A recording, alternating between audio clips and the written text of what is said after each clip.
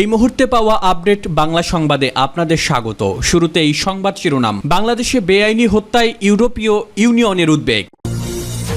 এদিকে নিষিদ্ধের সিদ্ধান্ত বেআইনি। অতীতে আওয়ামী লীগ জামায়াত একসাথে অনেক আন্দোলন করেছে।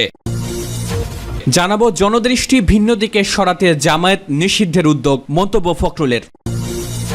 এদিকে নিরপরাধ কাউকে গ্রেফতার করা হচ্ছে না, ওবায়দুল কাদের। সবশেষে জানিয়ে দিব শিক্ষার্থীদের আন্দোলনে গুলি করার কারণ জানালেন স্বরাষ্ট্রমন্ত্রী। সংবাদ শিরোনাম শুনছিলেন, এবারে বিস্তারিত।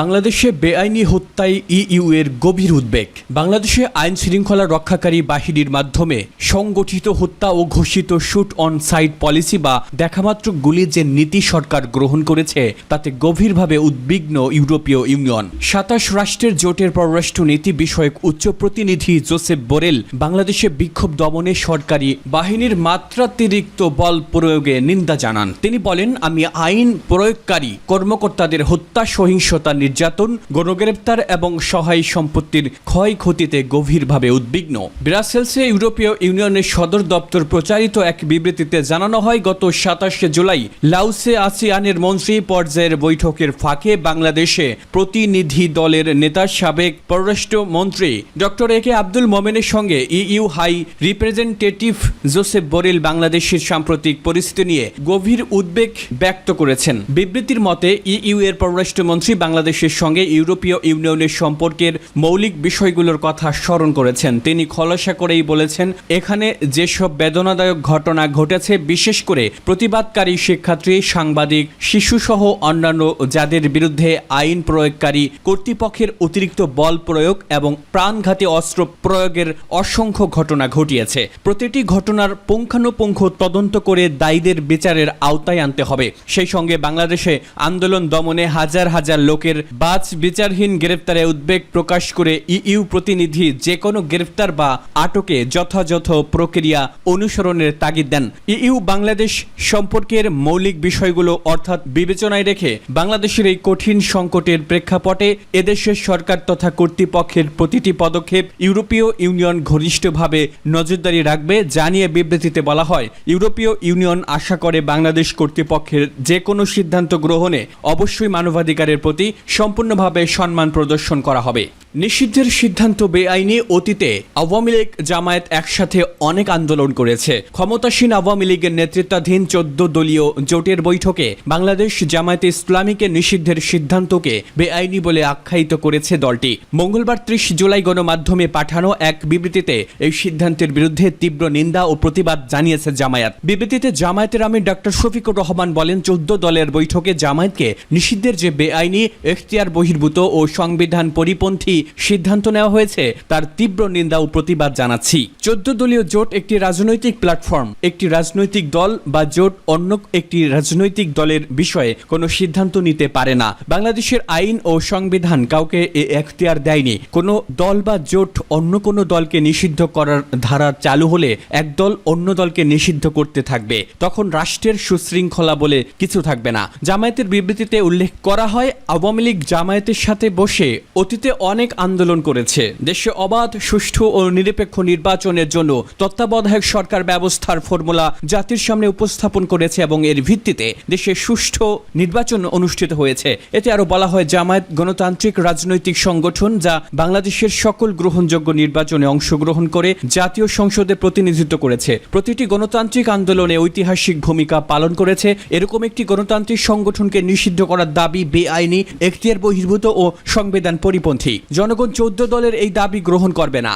জনদৃষ্টি ভিন্ন দিকে সরাতে জামায়াত নিষিদ্ধের উদ্যোগ, মন্তব্য ফখরুলের। কোটা আন্দোলন থেকে জনদৃষ্টি ভিন্ন দিকে সরাতে জামায়াতকে নিষিদ্ধে সরকার উদ্যোগ নিয়েছে বলে মনে করছেন বিএনপি মহাসচিব মির্জা ফখরুল ইসলাম আলমগীর। মঙ্গলবার বিএনপি চেয়ারপারসনের গুলশান রাজনৈতিক কার্যালয়ে এক সংবাদ সম্মেলনে জামায়াত ও ছাত্র শিবির নিষিদ্ধ করতে সরকারের উদ্যোগের বিষয়ে দৃষ্টি আকর্ষণ করা হলে তিনি কথা বলেন। বিএনপি মহাসচিব বলেন, সরকার একটি ইস্যু তৈরি করে সেই ইস্যুকে ডাইভারশনের দিকে নিয়ে যায়, তখন এটি তাদের আরেকটি প্রজেক্ট। আমরা বহুদলীয় গণতন্ত্রে বিশ্বাস করি, আমাদের এটা ঘোষিত কর্মসূচি, আমাদের আদর্শ হচ্ছে বহুদলীয় গণতন্ত্র।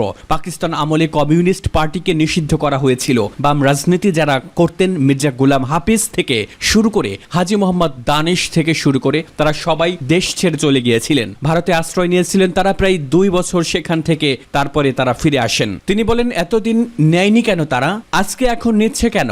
এগুলোর পেছনে তাদের অনেক যুক্তি থাকবে, অনেক কথা ওরা বলবে। আমরা যে কথাগুলো বলছি তার বিপক্ষে তারা অনেক কথা বলবে, তাতে আমাদের কিছু যায় আসে না। আমরা খুব পরিষ্কার করে বলি যে আমাদের বক্তব্য, আমরা খুব পরিষ্কার, আমরা বিশ্বাস করি বহুদলীয় গণতন্ত্রে, আমরা বিশ্বাস করি যারা এখানে রাজনীতি করে তাদের অধিকার আছে রাজনীতি করার। মির্জা ফখরুল বলেন, গত কয়েকদিনের ঘটনায় ছাত্র ভাইয়েরা শহীদ হয়েছেন, তাদের বাড়িতে তাদের আত্মীয় স্বজন কেউ খেতে পারছে না, তাদের চোখের সামনে ছেলে চলে গেছে, তাদের ভবিষ্যৎ চলে গেছে, তাদের সবচেয়ে প্রিয় যে জিনিসটা সেটা চলে গেছে। নিরপরাধ কাউকে গ্রেফতার করা হচ্ছে না। ওবায়দুল কাদের, সহিংসতার ঘটনায় নিরপরাধ কাউকে গ্রেফতার করা হচ্ছে না বলে মন্তব্য করেছেন আওয়ামী লীগ সাধারণ সম্পাদক ও সেতুমন্ত্রী ওবায়দুল কাদের। মঙ্গলবার 30 জুলাই রাজধানীর বঙ্গবন্ধু এভিনিউতে আওয়ামী লীগের যৌথ সভা শেষে আয়োজিত প্রেস ব্রিফিংয়ে এসব কথা বলেন তিনি। ওবায়দুল কাদের বলেন, নিরীহ তথা সাধারণ শিক্ষার্থীরা যাতে হয়রানির শিকার না হয় সে লক্ষ্যে প্রধানমন্ত্রীর নির্দেশনা রয়েছে। আওয়ামী লীগ সভাপতি ও প্রধানমন্ত্রী শেখ হাসিনা গুজব, আতঙ্ক সৃষ্টিকারীদের বিষয়ে সতর্ক থাকার আহ্বান জানিয়েছেন। তিনি বলেন, নিরপরাধ কেউ যাতে অপরাধে সাব্যস্ত না হয় সে বিষয়ে সতর্ক থাকতে হবে। এ ব্যাপারে দলেরও সিদ্ধান্ত রয়েছে, কোনো নিরীহ ব্যক্তিকে কোনো অবস্থায় হয়রানি করা যাবে না, গ্রেপ্তার সংখ্যা বাড়াতে নিরপরাধ কাউকে জড়ানো যাবে না। এ বিষয়ে আমি আইন শৃঙ্খলা বাহিনীর প্রতি বিশেষ করে স্বরাষ্ট্রমন্ত্রীর দৃষ্টি আকর্ষণ করি। সেতুমন্ত্রী বলেন, মির্জা ফখরুলের কাছে সবাই নিরপরাধ, সবাই অসহায়। তাহলে প্রশ্ন, এই ধ্বংসযজ্ঞ চালালো কারা? কারা অগ্নিসংযোগ করলো? রাষ্ট্রের সম্পদ ভস্মীভূত করলো? বাংলাদেশের নারকীয় ধ্বংসযজ্ঞ কারা চালিয়েছে? ওবায়দুল কাদের বলেন, আজ কথায় কথায় সরকার ও আওয়ামী লীগকে দোষারোপ করা হয়। এ ঘটনা প্রবাহে আমরা আক্রান্ত, আক্রমণকারী ছিলাম না। এখন অপবাদ দেওয়া হচ্ছে আমাদের হাতে অস্ত্র ছিল না। আজ অনেকেই বলে আওয়ামী লীগের লোকজন কম ছিল, অনুপস্থিত ছিল। আমি বলতে চাই, দলীয় লোকজনকে অস্ত্র দিয়ে সজ্জিত হয়েও কোথাও অবস্থান নিতে বলা হয়নি। আমরা তো আক্রান্ত হয়েছি, নিরস্ত্ররা সশস্ত্রদের দ্বারা আক্রান্ত হয়েছি। শিক্ষার্থীদের আন্দোলনে গুলি করার কারণ জানালেন স্বরাষ্ট্রমন্ত্রী। কোটা আন্দোলন ঘিরে সহিংসতার জীবন ও সম্পদ রক্ষায় বাধ্য হয়ে আইন শৃঙ্খলা বাহিনী গুলি করেছে বলে জানিয়েছেন স্বরাষ্ট্রমন্ত্রী আসাদুজ্জামান খান কামাল। মঙ্গলবার 30 জুলাই রাতে স্বরাষ্ট্র মন্ত্রণালয়ের উচ্চ পর্যায়ের এক সভা শেষে একথা জানান স্বরাষ্ট্রমন্ত্রী। কোটা আন্দোলন ঘিরে কি পরিমাণ গুলি ব্যবহার করা হয়েছে এমন প্রশ্নে মন্ত্রী বলেন, খুবই ধৈর্যের সঙ্গে ধ্বংসযজ্ঞ মোকাবেলা করেছে নিরাপত্তা বাহিনী। একেবারে না পেরে সেনাবাহিনীকে আসতে হয়েছে, যেখানে না পেরেছে সেখানে জীবন ও সম্পদ রক্ষায় গুলি করতে বাধ্য হয়েছে।